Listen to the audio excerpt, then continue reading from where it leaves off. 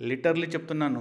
First 'Manashankar Varaprasad' గారి నుంచి trailer వచ్చినప్పుడు నాకు అస్సలు నచ్చలేదు. నిజంగా చెప్తున్నాను 1% కూడా నాకు నచ్చలేదు. ఆ ట్రైలర్ చూసినప్పుడు నాకు అనిపించింది ఆల్రెడీ అనిల్ రావిపూడి సినిమాలో కొద్దిగా క్రింజ్ ఉంటాయి. ఇది క్రింజ్ ప్రోమాక్స్ లో ఏమైనా ట్రై చేస్తున్నాడా బాస్ని పెట్టుకుని అనిపించింది నాకు. ఆ ఫోటోగ్రఫీ కానీ, ఆ లైటింగ్స్ కానీ, ఆ బీజిఎం కానీ ఏ ఒకటి నచ్చలేదు అప్పుడు నాకు. అప్పుడు నేను ఒకటే అనుకున్నాను, ఏది ఎలాగున్నా నేను ఈ సినిమాను మెగాస్టార్ చిరంజీవి గారి కోసం అయితే ఖచ్చితంగా చూస్తాను అని.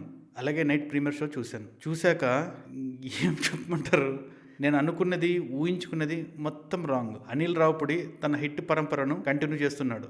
సంక్రాంతికి పర్ఫెక్ట్ మొగుడు అనిల్ రావిపూడి, నో డౌట్. ఇది రాసి పెట్టుకోండి. అబ్బా ఎన్ని రోజులైందో బాస్ని ఇలా చూసి. నేను ఎప్పుడో శంకర్ దాదా ఎంబీబీఎస్ టైంలో ఆయన టైమింగ్, ఆ స్వాగ్ చూసి అప్పట్లో ఆ క్రేజ్ అలా ఉండేదిలే. అంటే ఇప్పుడు క్రేజ్ లేదని కాదు, అప్పట్లో అలా ఎంజాయ్ చేసాము.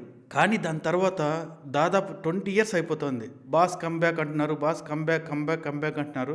ఏ ఒకటి ఫోర్స్గా కంబ్యాక్ అనిపిస్తుంది, కానీ ఏ ఒకటి నాకు రియల్గా కంబ్యాక్ వచ్చినట్లు నాకు అనిపించలేదు సినిమాలు ఏ ఒకటి కూడా. కానీ ఈ సినిమాలో బాస్ కామెడీ టైమింగ్ మట్టుకు నెక్స్ట్ లెవెల్.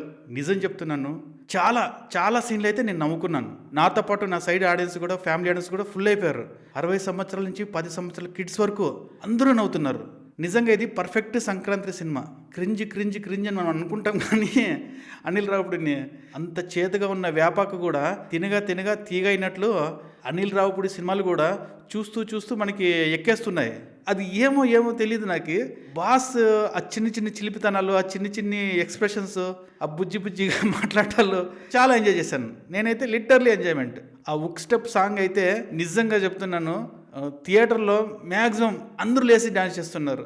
ఆ గ్రేస్ కానీ, ఆ చిన్న మూమెంట్స్ కానీ, ఆ ముఠా మేస్త్రిల సాంగ్, ఆ ఇంద్రాల సాంగ్, అలా కొన్ని సినిమాల సాంగ్ స్టెప్స్ అవన్నీ కలిపి హుక్ స్టెప్స్ సాంగ్ నిజంగా క్రేజీగా ఉంది.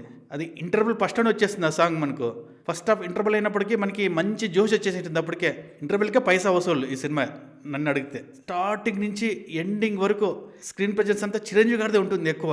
ఆయన టైమింగ్ అవన్నీ చాలా బాగా చేయించాడు అనిల్ రావిపూడి. చాలా బాగా రాసుకున్నాడు, చాలా బాగా డిజైన్ చేశాడు కూడా.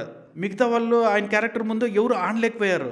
నిజంగా చెప్తాను, వెంకటేష్ గారి కెమెరాలు ఉన్నా కూడా బాగుంది, బాగలేదని చెప్పండి, కానీ చిరంజీవి లెవెల్కి అది రాలేదు. చిరంజీవి గారు స్క్రీన్ మొత్తం తినేశారు. ఎవరు ఆయనతో పాటుగా ఆడలేకపోయారు. ఫస్ట్ హాఫ్ ఫుల్ జోష్గా ఎంటర్టైనింగ్గా వెళ్తుంది. అలాగని ఈ సినిమాలో నెగిటివ్స్ లేవని కాదు, ఉన్నాయి, అక్కడక్కడ ఉన్నాయి. అక్కడక్కడ కొద్దిగా ల్యాగ్ కూడా అనిపిస్తుంది మనకు. అవన్నీ ఏది మన మైండ్లోకి రాకోకుండా అనిల్ రావిపూడి దాన్ని సాఫీగా తీసుకెళ్ళిపోయాడు. ఏం మ్యాజిక్ చేస్తున్నావు అనిల్ రావిపూడి గారు, మీరు ఈ సినిమాతో దొరుకుతాడని వేస్ట్ చేస్తుంటే మీరు దొరకరకం కాదు. రాజమౌళి గారి తర్వాత ఇంత సక్సెస్ రేట్ ఉన్నది అనిల్ రావిపూడికే. నిజంగా చెప్తున్నాను, రాసి పెట్టుకోండి. ఈ సినిమా తర్వాత అనిల్ రావిపూడి రేంజ్ మామూలుగా ఉండదు. అసలు థియేటర్లు అయితే కలకల్లాడుతున్నాయి. సినిమా థియేటర్ ఓనర్ నుంచి క్యాంటీన్లో టీ అమ్మేవాడి వరకు అందరూ హ్యాపీగా ఉంటారు అనిల్ రావిపూడి సినిమాల వల్ల. 100 కోట్ల బడ్జెట్లు, సంవత్సరాల కొద్దీ సినిమాలు తీయడాలు, పెద్ద యాక్షన్ ఎపిసోడ్స్, ఇవన్నీ లేకోకుండా వచ్చి అలా హిట్ కొట్టి వెళ్ళిపోతున్నాడు. వింటేజ్ మెగాస్టార్ కనిపించారు.